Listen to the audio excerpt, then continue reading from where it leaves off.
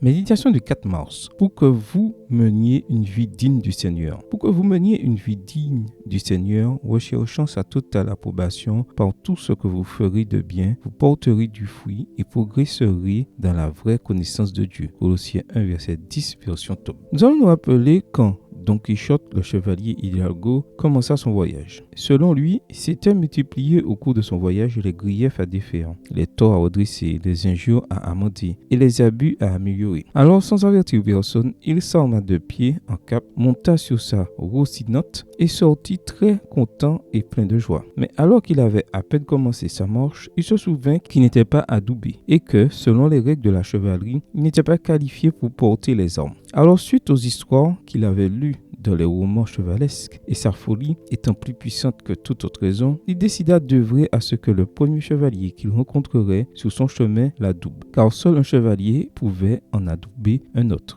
En fait, si nous voulons être des chevaliers qui marchent dignement devant notre Dieu, nous ne pouvons y parvenir par nos propres mérites, ni par notre propre volonté. C'est le Seigneur lui-même qui nous apprend à marcher dignement devant lui. Dans le plan du salut, il n'y a pas de place pour ceux qui veulent se proclamer chevaliers. Il est donc bon pour nous de tenir compte de ce qu'a dit l'apôtre Paul. Ainsi, comme vous avez reçu le Christ Jésus, le Seigneur, marchez en lui, soyez enracinés et fondés en lui. Colossiens 2, versets 6 et 7. Notre voyage s'effectue en lui, c'est-à-dire en Christ. Le salut s'obtient uniquement et exclusivement par la foi. Et notre cheminement dans la vie chrétienne doit aussi être un acte de foi. Il n'y a pas un seul moment de notre expérience spirituelle dont nous sommes les protagonistes. C'est le Christ qui marque un avant et un après dans nos vies. Il a dirigé l'ensemble du processus de changement dans la phase antérieure et le poursuivra dans la phase ultérieure. Et pourquoi le fait-il? Pour que nous puissions mener une vie digne du Seigneur, recherchant sa totale approbation. Par tout ce que nous ferons de bien, nous porterons du fruit, nous progresserons dans la vraie connaissance de Dieu. Colossiens 1, verset 10. Amen. Bonne journée à vous et que le Seigneur vous bénisse.